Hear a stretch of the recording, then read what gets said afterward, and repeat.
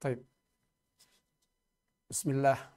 Assalamualaikum warahmatullahi wabarakatuh. Alhamdulillah.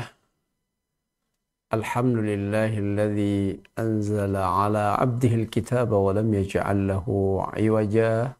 Wassalatu wassalamu ala nabiyyir rahmah wa nabiyyit taubati Muhammad ibn Abdullah wa ala alihi wa sahbihi ajma'in.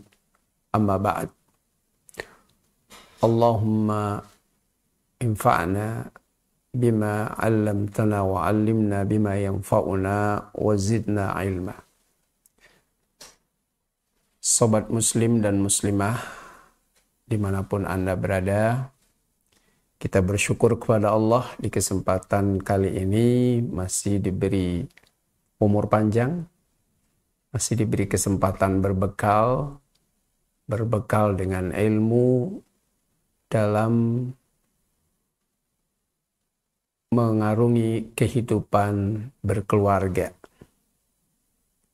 Di kesempatan kali ini kita akan membahas subtema tujuan-tujuan berumah tangga dalam Islam. Tentu saja kita berumah tangga memiliki goal, ya, tujuan.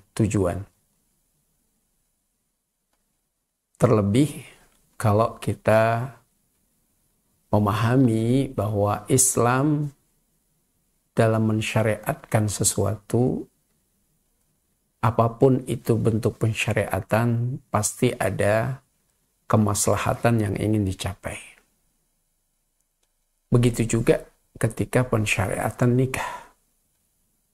Pernikahan dalam Islam itu tidak hanya sebatas pemenuhan kebutuhan biologis semata, bukan pula untuk tujuan kehidupan sosial, akan tetapi nikah memiliki tujuan-tujuan yang mulia. Sebagaimana dimaklumi bahwa Nabi Adam alaihissalam tercipta dari tidak ada menjadi ada. Kemudian Allah Subhanahu wa taala menciptakan bersamaan dengan itu pula, yaitu pasangan, seorang istri. Ya.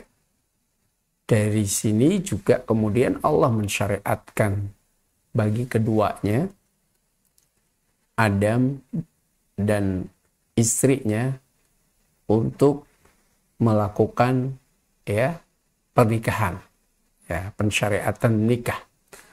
Dari sini kemudian tersebar, ya, keturunan-keturunan dari Adam dan Hawa, baik yang berjenis kelamin laki-laki maupun berjenis kelamin perempuan. Tujuan dari sebuah pernikahan di sini, ya, untuk tetap mempertahankan spesies manusia, gitu ya.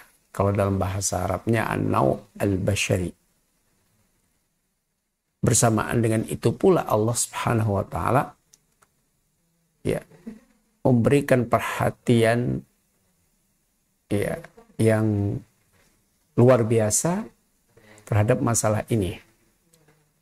Dalam artian syariat kita tidak hanya, ya, pemenuhan kebutuhan biologis tadi dan keturunan, tetapi agar, ya, perkembangan keturunan dari jenis spesies manusia ini atau dari spesies manusia ini, ya, berkembang dengan cara-cara yang bermartabat, sehingga Allah Subhanahu wa taala mengharamkan perilaku-perilaku, ya, al-fawahish, perilaku-perilaku nista, perzinahan. Jadi falaysa al-qasdu qada'a syahwatin bi ayyi tariqatin. Tujuan dari menikah itu bukanlah hanya sekedar pelampiasan syahwat dengan cara apapun, akan tetapi innamal hadapul asma ma'al ladzah al-masyru'ah bittariqah sawiyah. Akan tetapi tujuan yang paling tinggi bersamaan dengan kelezatan secara syar'i yang dilegalkan oleh syariat kita dengan cara yang adil, dengan cara yang proporsional. Tujuannya adalah untuk memperoleh keturunan berupa anak. Allah Subhanahu wa taala menjelaskan hal itu, wabtaghu ma kataballahu lakum. Wabtaghu ma kataballahu lakum.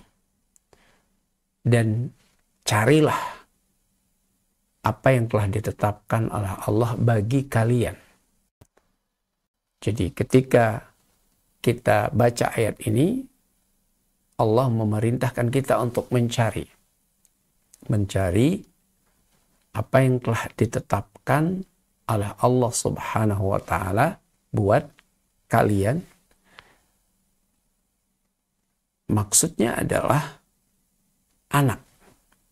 Hal ini sebagaimana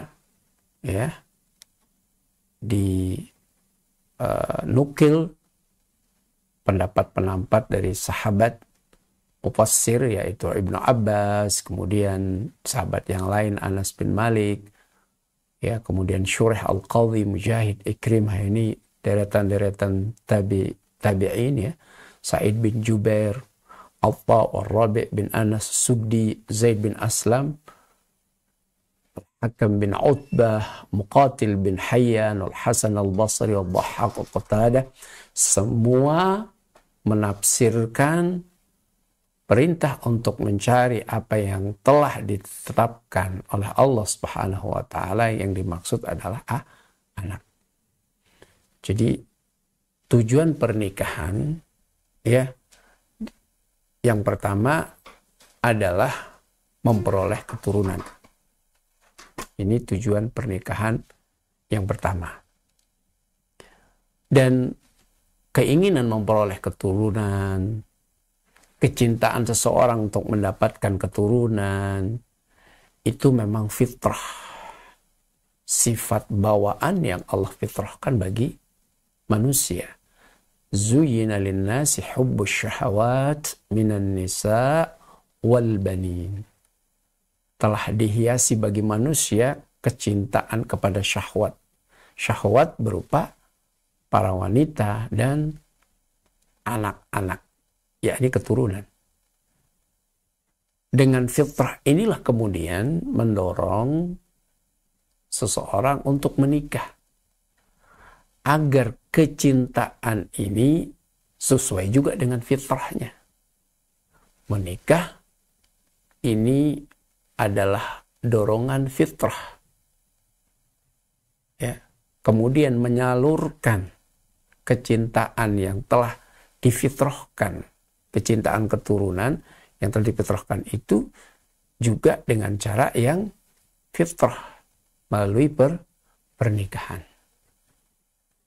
Jadi pada dasarnya menikah atau mendapatkan keturunan setelah menikah itu adalah di antara apa yang difitrahkan oleh Allah Subhanahu wa taala. Kemudian dengan menikah kita melestarikan keturunan. Dan kita tentu sangat sadar bahwa Rasul kita yang mulia alaihi salatu wassalam telah memberikan motivasi yang luar biasa. Pada pertemuan yang sebelumnya kita sudah bahas itu, motivasi beliau untuk menikah. Motivasi ini ditujukan kepada mereka yang belum mendapatkan pasangan untuk segera menikah. Dalam hadis Nabi juga memberikan penjelasan ganjaran yang akan didapatkan oleh mereka yang telah berusaha untuk menjalankan titah Nabi menikah ini. berupa ketenangan dan seterusnya. Maka orang yang mengaku cinta kepada Nabi yang mulia alaihi salatu wassalam tentu saja akan menyambut hal ini dengan baik. Karena dengan menikah kemudian mendapatkan keturunan, ini akan membanggakan baginda Nabi Shallallahu Alaihi Wasallam kelak pada hari kiamat. Ya. Hal ini seperti yang pernah terjadi pada zaman Nabi kita Muhammad Shallallahu Alaihi Wasallam. Adalah seorang sahabat yang datang kepada Nabi sebagaimana yang diriwayatkan oleh Ma'qil bin Yasar. Ada seorang datang kepada Nabi Shallallahu Alaihi Wasallam, kemudian dia berkata, "Inni asabtu imra'atan dzata hasab wa jamal." Saya telah mendapatkan seorang wanita. Maksudnya dia telah menikah dengan seorang wanita ya yang memiliki status sosial, keturunan yang baik dan juga cantik. Wa innaha la talid. Akan tetapi atau hanya saja dia tidak bisa melahirkan. Tidak bisa melahirkan. Afa atazawwajuha. Lalu seorang laki-laki tadi bertanya, apakah saya akan atau saya boleh menikahinya? Jadi dia datang kepada Nabi yang mengatakan dia sudah menemukan ya orang yang hendak diajak menikah, memiliki keturunan, ya status sosial yang baik, kemudian cantik, hanya saja dia ya tidak melahirkan, alias kalau bahasa kita mungkin ada potensi mandulnya gitu. Maka ya bertanya kepada Rasulullah, apakah kita seperti ini bisa untuk saya nikahi? Maka dia mengatakan, la, jangan. Thumma atahu tsaniyah fanahaha. Kemudian Nabi Shallallahu Alaihi Wasallam didatangi oleh laki-laki tadi juga. Maksudnya untuk yang kedua kalinya Nabi pun melarang, jangan. Dia bertanya kepada Nabi SAW, apakah saya boleh menikahinya atau saya akan menikah dengannya? Nabi mengatakan atau melarangnya, jangan. Kali yang ketiga laki-laki itu datang lagi dan mengkonfirmasi Nabi, apakah saya boleh menikah dengannya? Nabi mengatakan tidak. Lalu Nabi mengatakan bahwa wanita yang ideal untuk dinikahi itu adalah tazawwaju al-wadud al-walud fa inni mukathirum bikumul umam. Kita lihat di sini. Nikahilah wanita yang memiliki rasa kasih sayang yang dalam gitu ya, penyayang gitu, al-walud, dan juga wanita yang banyak anak, subur lah bahasa kita. Karena dengan demikian saya merasa bangga pada hari kiamat kelak. Subhanallah. Ini pernyataan Nabi, fa inni mukathirum bikumul umam. Sungguh dengan kalian menikahi wanita yang memiliki banyak anak itu membuatku bangga pada hari kiamat kelak. Karena dengan banyaknya umat Nabi Muhammad SAW menunjukkan banyak pengikut beliau kelak. Ya. Dan ini membuat kebanggaan tersendiri bagi Nabi kita Muhammad Sallallahu Alaihi Wasallam. Jadi kalau kita ingin membuat Nabi kita bangga atau kita mengaku mencintai Nabi kita Muhammad SAW, tentunya kita memperhatikan ya memperhatikan sunnah ini, sunnah menikah. Ya, dengan menikah akan melahirkan keturunan-keturunan yang akan membanggakan Nabi kita Muhammad Sallallahu Alaihi Wasallam. Ya, kalau kita kaitkan dengan pendidikan Islam gitu ya. Jadi pendidikan Islam, dari sisi pendidikan Islam ya, terkadang ya ini ada syubhat ya, sebelum kita jelaskan dari sisi pendidikan Islam. Ada syubhat bahwa ketika orang banyak anak itu akan mengganggu. mengganggu kesibukannya, mengganggu hal-hal yang lebih penting dari itu. Artinya ada sebagian orang yang ogah untuk memiliki anak. Atau kalau zaman sekarang mungkin ada istilah yang lagi fenomenal atau lagi mengemuka, yaitu ada komunitas-komunitas yang child free, ya, bebas dari anak. Karena bisa jadi mereka punya anggapan dengan banyaknya anak itu mengganggu aktivitasnya, mengganggu ya hal-hal yang lebih penting, ma'ali al-umur, hal-hal yang lebih penting lah. Maka mereka tidak mau punya anak. Subhanallah.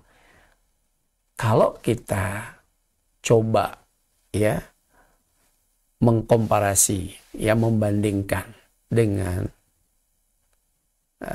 orang yang lebih sibuk, pribadi-pribadi sibuk, ya, mereka justru punya anak.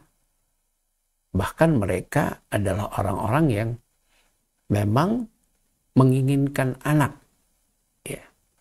Tapi hal itu tidak membuat mereka tersibukkan dengan anak mereka, tidak membuat mereka tidak produktif gitu. Coba kita lihat. وَلَقَدْ أَرْسَلْنَا رُسُلًا مِنْ قَبْلِكَ وَجَعَلْنَا لَهُمْ أَزْوَاجًا وَذُرِّيَّةً.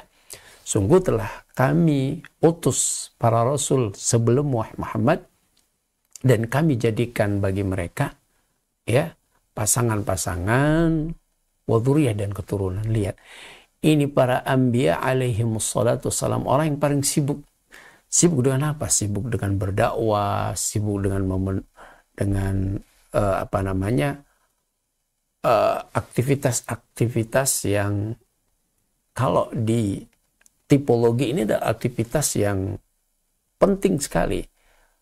Ma'alim al-umur, yaitu berdakwah di jalan Allah. Menghabiskan waktu mereka, mendedikasikan hidup mereka untuk berdakwah. Ya. Tetapi hal itu mereka tidak melupakan keluarga mereka. Mereka tidak tersibukkan dengan keluarga mereka gitu. Artinya, kalau ada syubhat yang mengatakan child free itu lebih menguntungkan karena dengan kita tidak punya anak, tidak terganggu aktivitas-aktivitas kita, ini terbantahkan. Orang yang paling sibuk seperti para nabi dan rasul justru memiliki keturunan. Tapi justru tidak membuat produktivitas mereka terganggu. Nah ini, jadi tujuan menikah itu memang untuk ya mempertahankan keturunan. Untuk mendapatkan keturunan, dengan mendapatkan keturunan ini, kita sebagai umat Nabi Muhammad telah membuat bangga Nabi kita Muhammad SAW. Dan indikasi bahwa kita mencintai Nabi kita Muhammad SAW. Karena sunnah beliau mengatakan, tazawwaju al-walud al-wadud. Nikahilah orang yang penyayang, wanita yang penyayang, terus yang subur, yang banyak anak. Ya. Taib. Para muslimah rahimakumullah, nikmat keturunan, diberikan generasi anak gitu ya, ini akan mendorong untuk memperbanyak keturunan ya. Nikmat pengen punya anak mendorong seseorang untuk banyak keturunan, itu hubungannya sangat jelas. Dan dengan banyaknya keturunan, secara otomatis ibqa'u jinsil insan, melestarikan atau mempertahankan spesies manusia.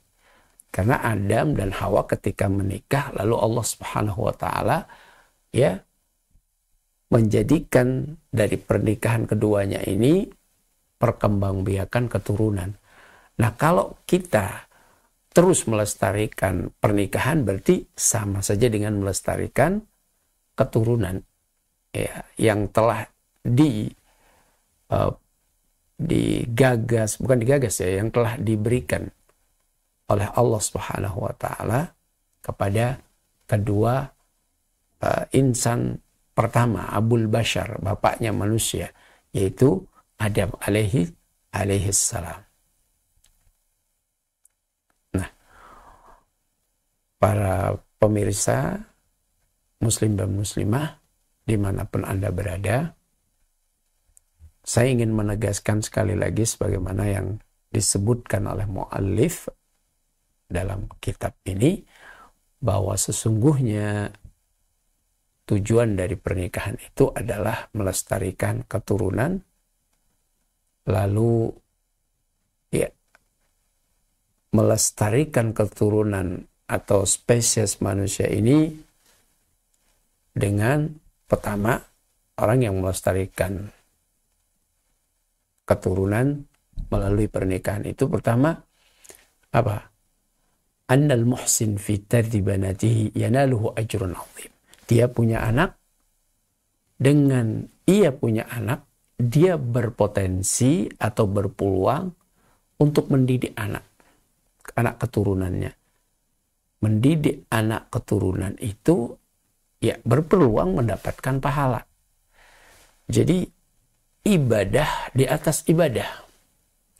Melestarikan keturunan sekilas itu merupakan upaya yang bersifat sosial, ya. Sosial antropologis lah bahasanya. Akan tetapi di balik itu ada ibadah. Ibadah pendidikan. Di mana orang yang punya anak dituntut untuk memberikan pendidikan terbaik bagi anak-anaknya. Terutama pendidikan agama. Maka dengan dia memberikan pendidikan tersebut, dia akan mendapatkan pahala yang besar. Sebagaimana sabda Nabi SAW, "Man ala jariyataini hatta tablugha jaa yaumul qiyamah ana wahum dhamma asabi'ahu." Kata Nabi SAW, orang yang telah berbuat baik kepada anaknya, dengan mendidik anaknya, kemudian Nabi mengatakan siapa yang telah diberi 2 anak perempuan, ya, hingga anak ini dewasa, balik, kelak pada hari kiamat kelak akan datang ia bersama Nabi seperti ini. Jadi Nabi merapatkan, menggabungkan antara jari jemarinya. Jadi kedekatannya dengan Nabi kita Muhammad sallallahu alaihi wasallam. Jadi kedekatannya dengan Nabi Muhammad sallallahu alaihi wasallam. Ini kan satu peluang ibadah, pahala yang besar ketika kita berbuat baik kepada anak-anak kita. Anak-anak perempuan terutama disebutkan di sini. Diberikan pendidikan yang baik, terutama pendidikan agama, itu berpahala. Bahkan disebutkan, la yakunu li ahadikum 3 banat atau 3 akhawat fayuhsinu ilaihinna illa dakhalal jannah. Subhanallah. Tidaklah salah seorang di antara kalian memiliki 3 orang putri, ya, atau 3 orang saudara perempuan, lalu dia berbuat baik kepada mereka, ya, kecuali akan masuk surga. Imbalan bagi mereka yang berbuat baik kepada putri-putrinya atau saudara perempuannya itu adalah surga. Subhanallah. Ini akan bisa terrealisasikan karena adanya keturunan.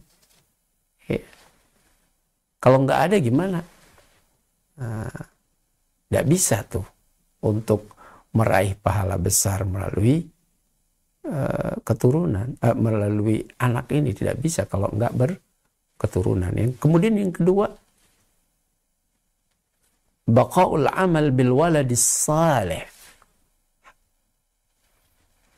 Amalan atau ya kreativitas itu akan selalu tetap, berarti dia tidak hilang dengan adanya anak yang saleh. Dengan bahasa lain, bahwa orang yang punya anak yang saleh, amalan-amalannya terus terjaga. Amalan-amalan baiknya akan terjaga. Pahala-pahalanya akan terus mengalir. Tidak terputus dengan anak yang saleh. Walaupun dia sudah meninggal dunia. Idza mata al-insan inqata'a anhu 'amaluhu illa min thalath. Illa min sadaqatin jariyatin aw 'ilmin yuntafa'u bihi aw waladin salihin yad'u lahu.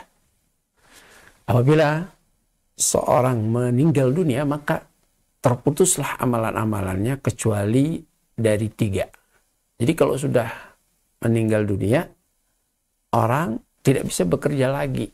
Itu maksudnya. Akan tetapi ada 3 yang itu tidak terputus meskipun dia sudah meninggal dunia. Dianggap masih produktif, melahirkan atau memunculkan manfaat. Ya, pahala. Siapa itu? Apa itu yang 3? Pertama, sedekah jariyah. Orang sudah bersedekah. Nah, pahalanya terus mengalir selama apa yang disedekahkan itu ya dimanfaatkan. Gitu. Maka orang yang membangun masjid, dia bersedekah. Amalan-amalan ibadah, pahala-pahala ketika orang sholat di sana, membaca Al-Quran, dia tetap dapat pahala. Nah, kemudian yang kedua, ilmu yang dimanfaatkan, artinya ilmu yang diajarkan, ya. Walaupun dia sudah meninggal, ketika orang yang belajar tadi mengamalkan ilmu yang telah ia ajarkan, dia tetap dapat bagian pahalanya. Atau waladin salih yad'u lahu. Di sini lihat efek positif dari punya keturunan berupa anak itu. Anak yang saleh ini melestarikan ya kreativitas atau produktivitas baik, ya, karena ia mendoakan kedua orang tuanya. Yang ketiga, azimul ajri bi wafatil walad.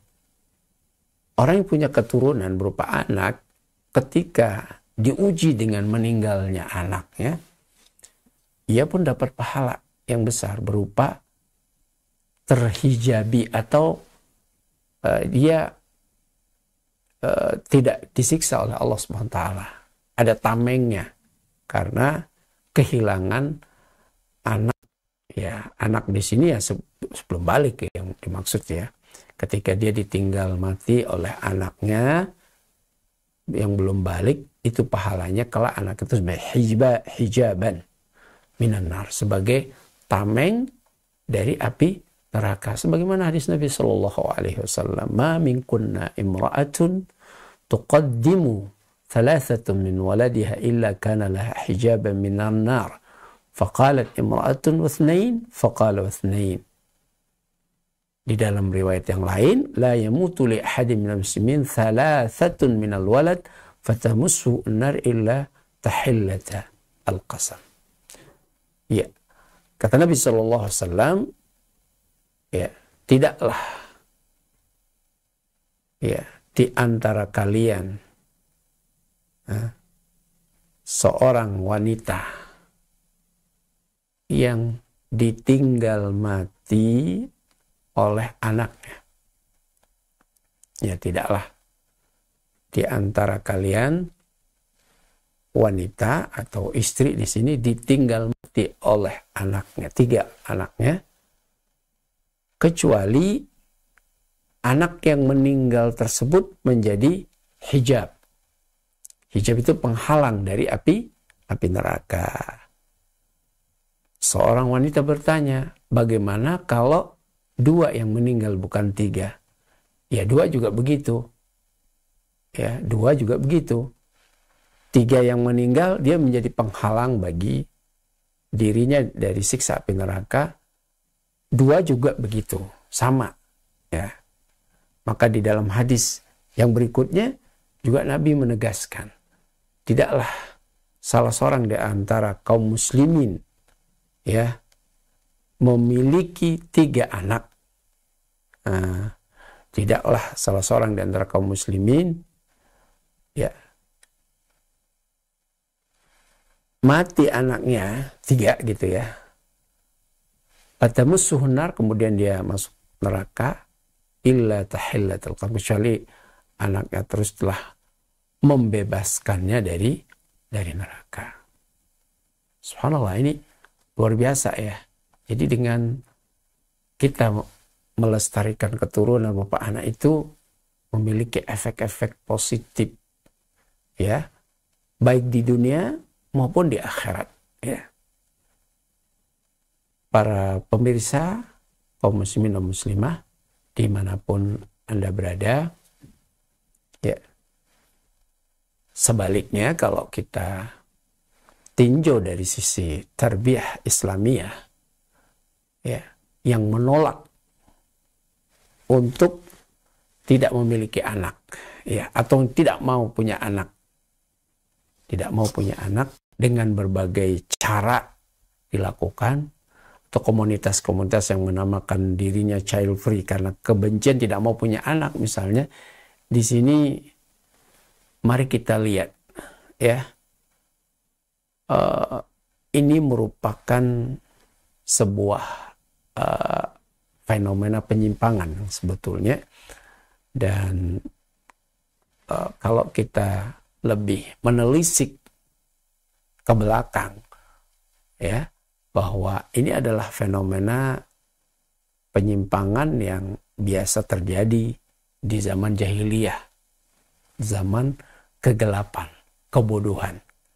Waliyadzubillah ya, dahulu di zaman jahiliyah mereka tidak mau punya anak dengan jenis kelamin tertentu ya, yaitu jenis kelamin perempuan. Mereka beranggapan bahwa punya anak perempuan itu adalah suatu kehinaan, sehingga digambarkan dalam firman Allah Subhanahu wa taala ya, wa idza busyira ahaduhum bil untha dhalla wajhuhu muswaddan wa huwa kadhim. Apabila dikabari, salah seorang di antara mereka dikabari dengan kelahiran anak perempuan, maka muka mereka ya menunjukkan amarah ya, muswaddan, menghitam ya, ini amarah gitu, wa huwa kadhim, marah. Nah, ini adalah kebiasaan mereka gitu ya, tidak mau punya anak jenis kelamin perempuan.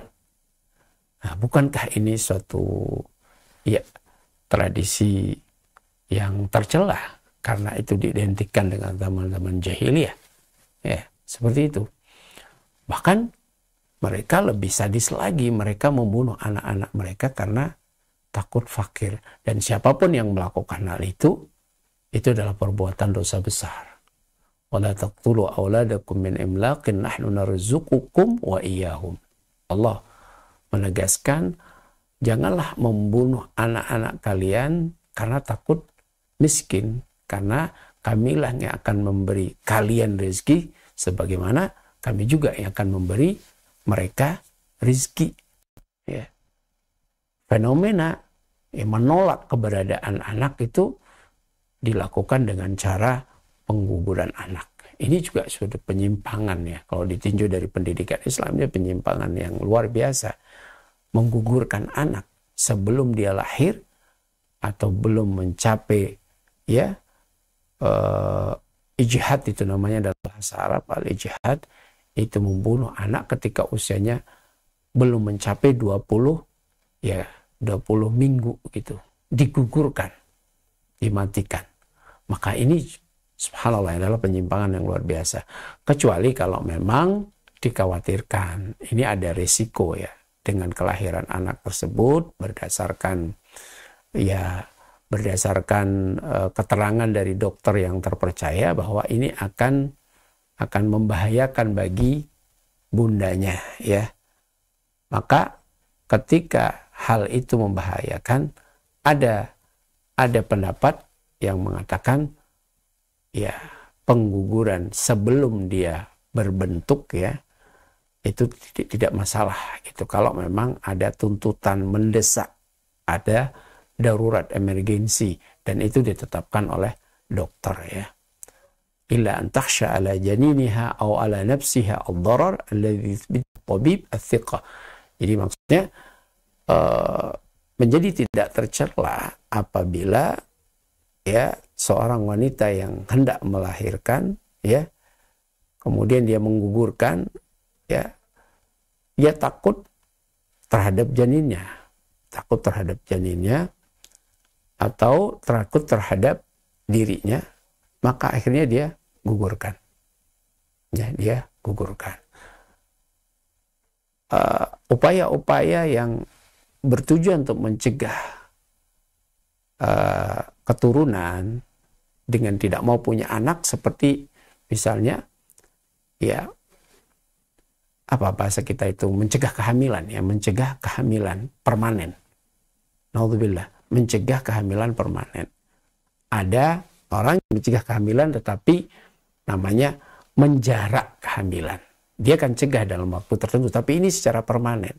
Ini juga termasuk ya menyelisihi apa yang diisyaratkan dalam Al-Quran maupun Sunnah, bahwa tujuan dari pernikahan itu adalah memperbanyak keturunan. Nah, ini yang pertama. Kemudian yang kedua, bahwa tujuan pernikahan dalam Islam itu untuk menjaga diri, menjaga iffah, kehormatan diri. Ya. Tentu saja, sebagaimana yang kita fahami, ada ketertarikan antara laki-laki dan perempuan, dan itu adalah fitrah. Sebagaimana telah kita sebutkan di dalam Al-Quran surat Ali Imran itu, Zuyina hubbus syahawat minan nisa wal banin.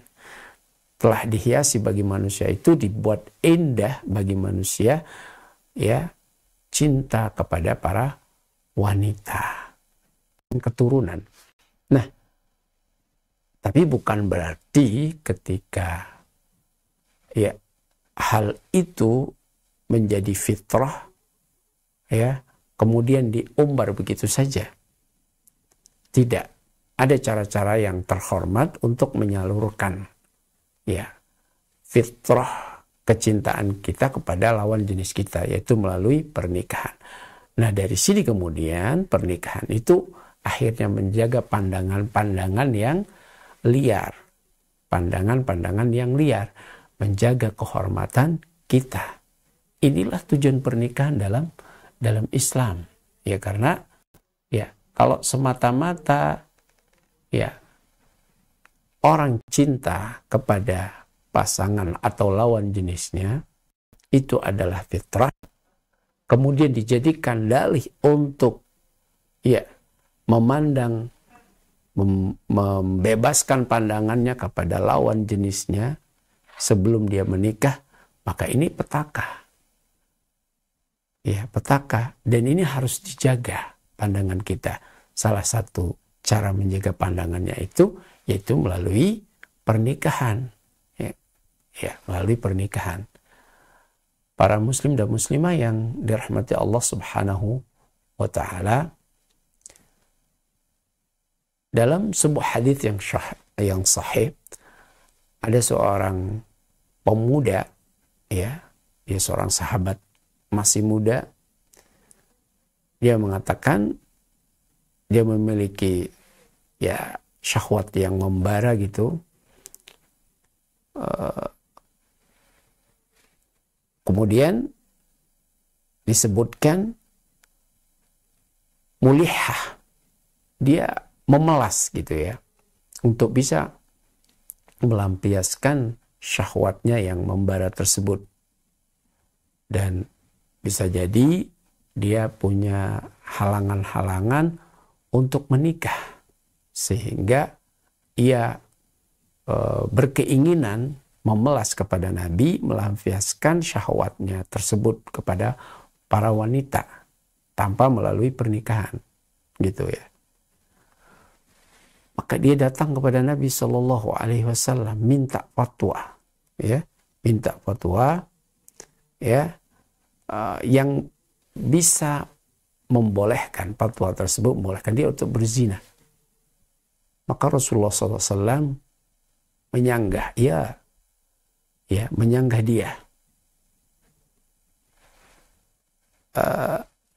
Nabi mengatakan kepada sahabat yang lain, tolong dekatkan pemuda tadi kepadaku. Ya. Maka pemuda tadi duduk dekat Nabi SAW, lalu Nabi bertanya kepadanya, atuhibbuhu li ummik? Apakah kamu suka kalau itu terjadi, zina itu terjadi pada ibumu? Qala la, tidak. Kata pemuda tadi, tidak. Aku tidak ingin hal itu terjadi. Ya, perzinahan itu terjadi pada ibunya.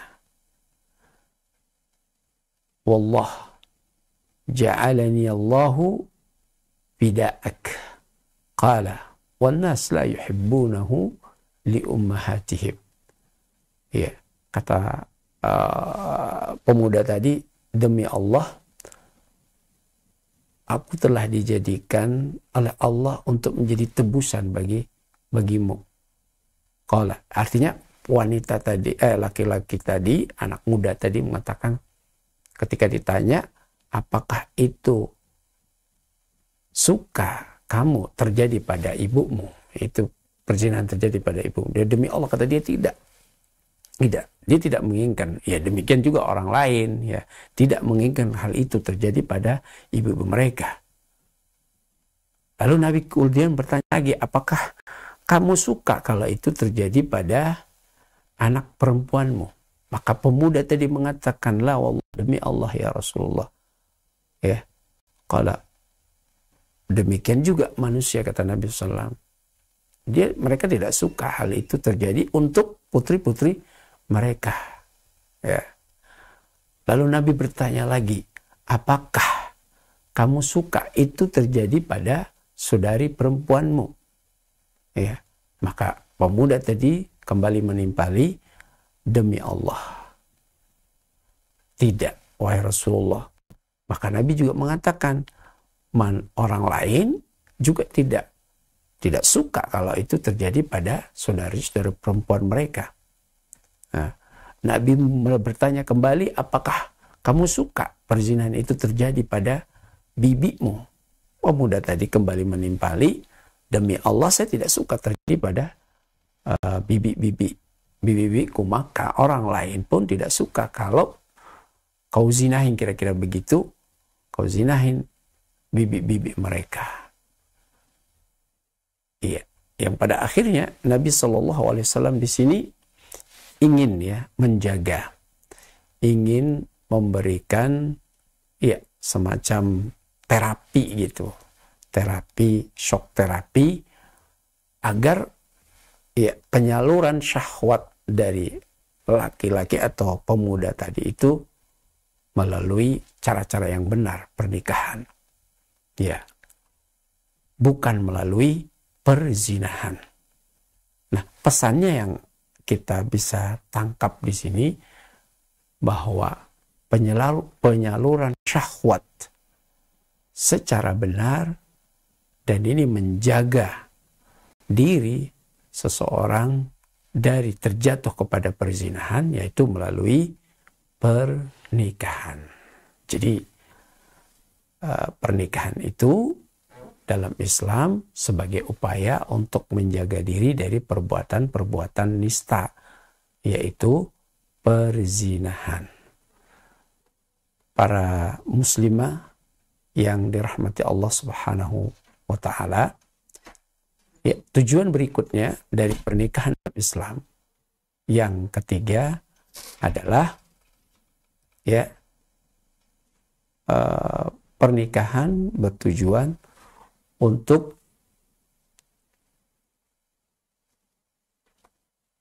menjaga iffah, itu tujuan yang kedua. Kemudian tujuan yang berikutnya, tujuan yang berikutnya di sini adalah bahwa pernikahan di dalam Islam, pernikahan di dalam Islam bertujuan untuk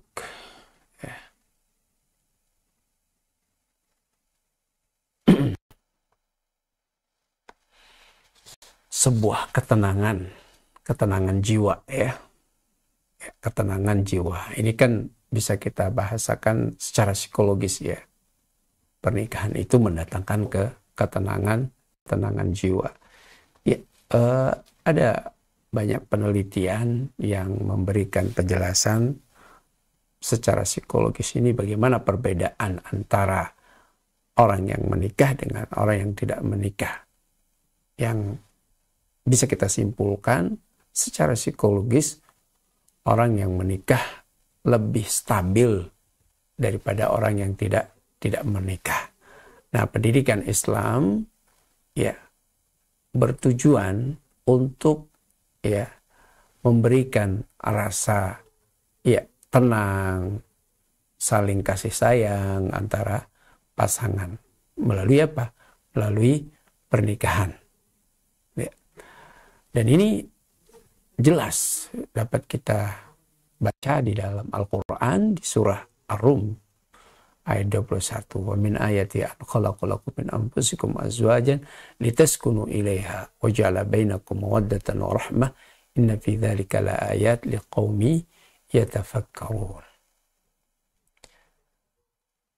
Ya.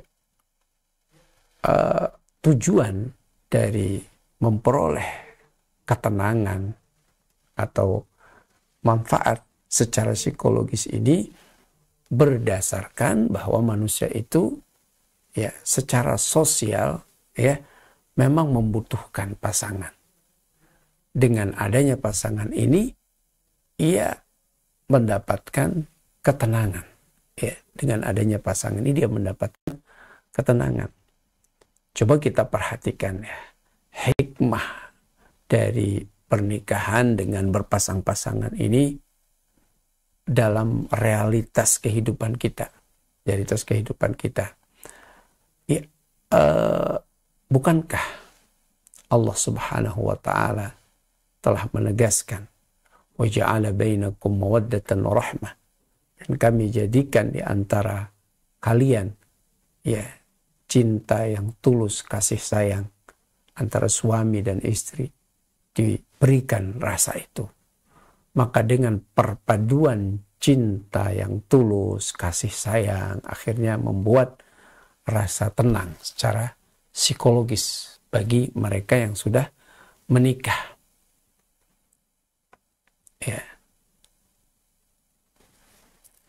Dan wa fi zawaji sakanu lirrajul wal mar'ah mukhtalifun an sakani rajul li ummihi lima fi sakanihi ila zawjatihi min mula'aba wa mulamasa wa munakaha yuhramu dhalika ma ummihi wa mukhtalafun an sakanil mar'ah ila walidiha wa ikhwaniha lima fi sakaniha ila zawjiha min dalal wa riqqah la yakunu ma'al maharim. Subhanallah. Nah, bentuk cinta yang tulus, ketenangan yang didapat dari menikah pasangan suami dan istri ini berbeda dengan bentuk ketenangan ketika dia bersama dengan yang lain.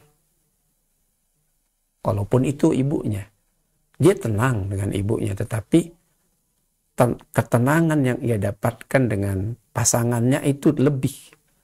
Karena ketika dia sama pasangannya, istrinya misalnya, atau istri dengan suaminya, ada hal-hal pendorongnya. Misalnya ketika dia punya istri kan dia bisa bercengkerama dengan istrinya, bisa saling menikmati, berjumpa dengan istrinya, ya. Dan hal itu diharamkan untuk dia praktekkan di ibunya. Tidak bisa seperti itu. Sehingga di sini tingkat ketenangannya dengan pasangannya lebih. Wa ja'ala bainakum mawaddatan wa rahmah.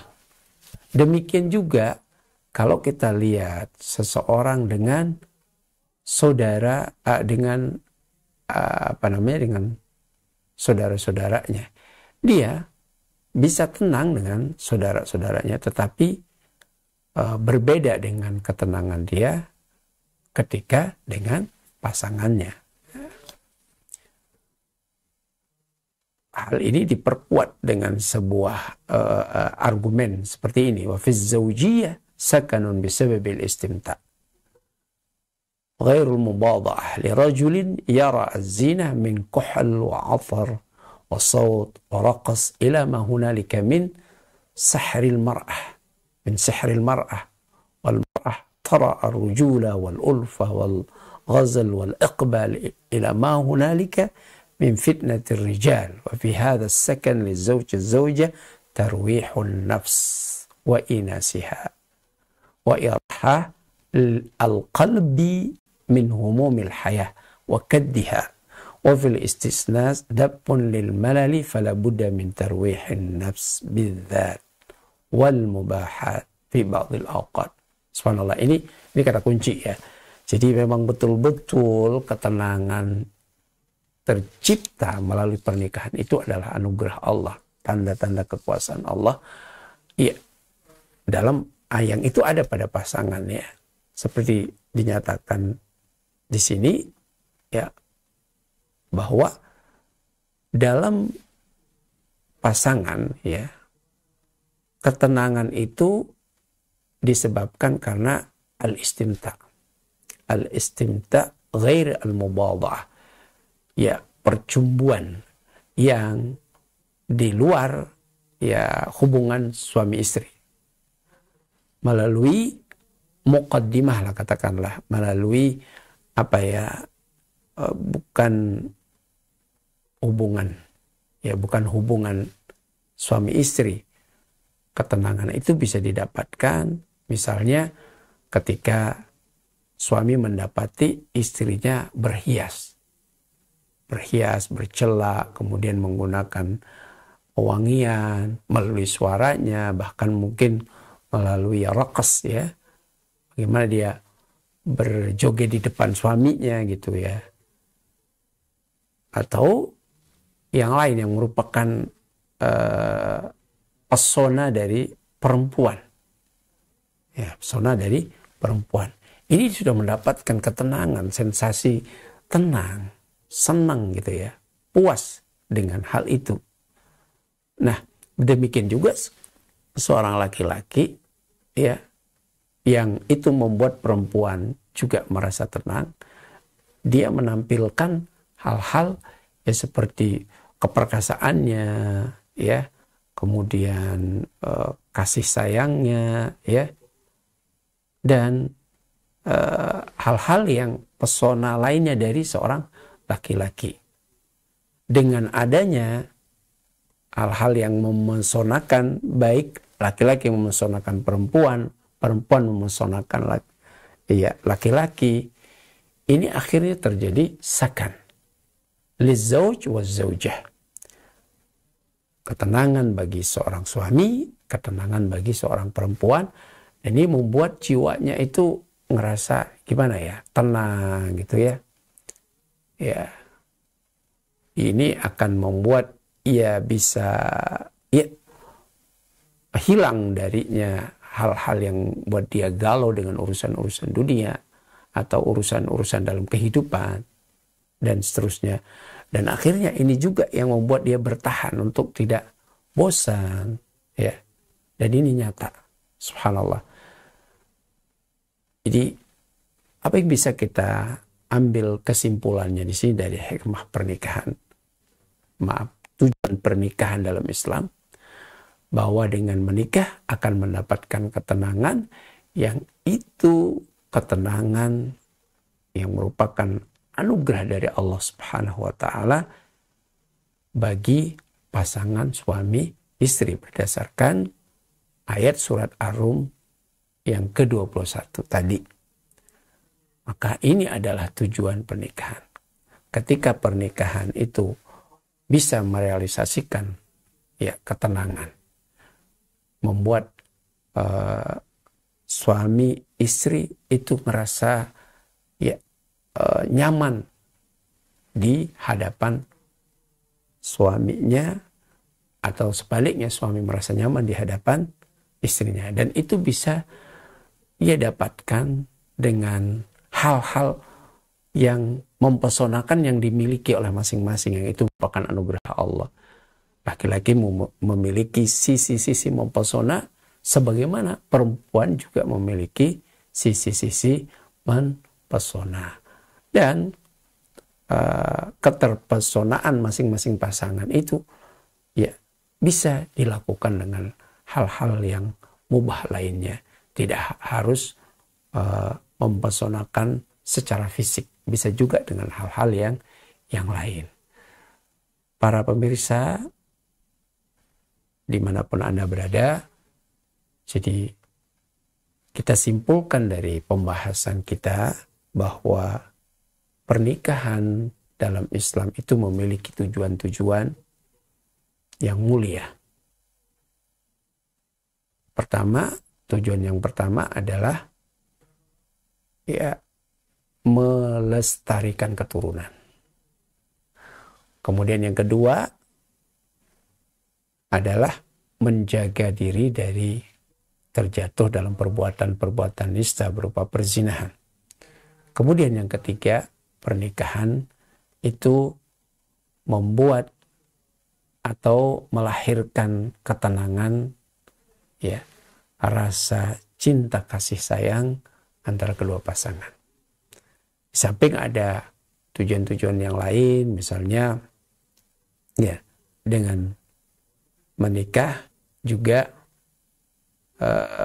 ada upaya-upaya kesungguhan, keseriusan yang lahir dari pasangan suami atau istri untuk menjaga antara mereka, ya suami menjaga istrinya, istri menjaga suaminya, kalau dia punya keturunan menjaga anak-anaknya. Ini ada keseriusan yang berbeda ketika ada ikatan pernikahan.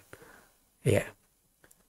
Dengan menikah juga akhirnya hati kita lebih fokus untuk menjaga ya urusan-urusan yang berkaitan dengan urusan-urusan rumah. Jadi bisa dibahasakan bahwa orang yang sudah menikah tentu dia punya perhatian untuk kerapian rumahnya, kebersihan rumahnya, dan hal-hal yang berkaitan dengan hal itu.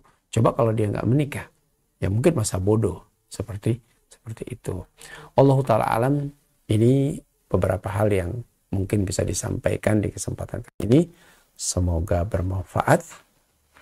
Allah Ta'ala alam. Sallallahu ala nabiyina Muhammad wa ala alihi wa sahbihi ajma'in. Taib, semoga kita bisa melanjutkan di kesempatan minggu depan, dan apa yang kita bahas kali ini sekali lagi bisa menjadi panduan bagi kita yang sudah berkeluarga untuk menguatkan visi misi berkeluarga kita, dan bagi yang belum berkeluarga sebagai bekal motivasi dia untuk merealisasikan tujuan-tujuan yang mulia dalam sebuah pernikahan. Taib. Barakallahu fikum. Demikian, subhanakallahumma bihamdik, asyhadu an la ilaha illa anta, astaghfiruka wa atubu ilaik. Wassalamualaikum warahmatullahi wabarakatuh.